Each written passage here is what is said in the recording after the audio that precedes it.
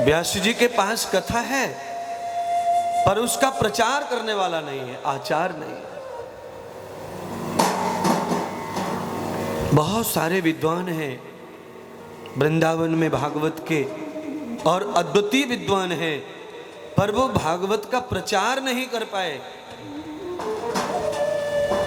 क्योंकि उनके पास में विद्वता तो है पर उनके पास में कला नहीं है, कला। और जिनके पास विद्या होती है उनके पास में कला आ जाए, सरस्वती और आ जाए, तो फिर समझ लो ये कथा जन जन तक जल्दी पहुंच जाती है।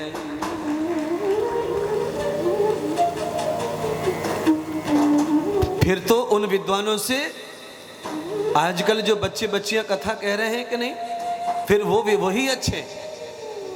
कम से कम 10 लोगों में बात कहते हैं, 50 लोगों में प्रचार करते हैं भागवत का।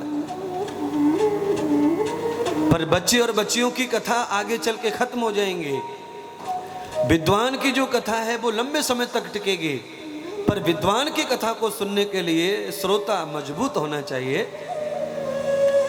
और बच्चे बच्चियां जो कथा कर रहे हैं इनकी कथा सुनने के लिए श्रोता मजबूत की जरूरत नहीं है, कैसा भी चल जाएगा।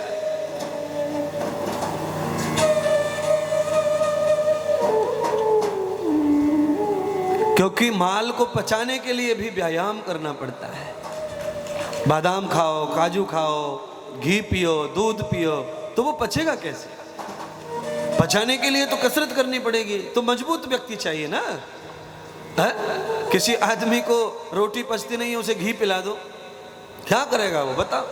वो यही करेगा कि इस कान में से सुनेगा और इसमें से, भाई घी पीने वाले का क्या होगा, इधर से तो पिएगा, वो नीचे से निकाल देगा, क्या फर्क पड़ रहा है? वो तो पीना ना पीना बराबर ही तो है, यहां से सुनेगा यहां से निकालेगा।